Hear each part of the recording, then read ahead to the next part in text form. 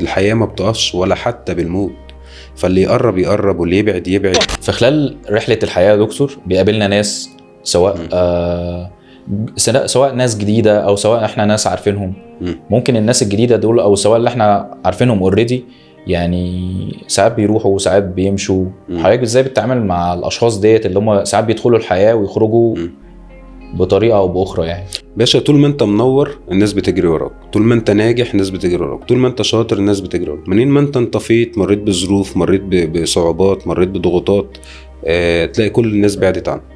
فانت ما تربطش نفسك ولا باشخاص ولا باشياء، لان كل دوت قابل للتغير. خلي بالك احنا قاعدين بنسجل، انا ممكن انزل دلوقتي يحصل لي حاجه اتوفى، تزعلوا شويه، حركه تزعل، المصور يزعل، بس يعني الحياه بتمشي، الحياه ما بتقفش ولا حتى بالموت.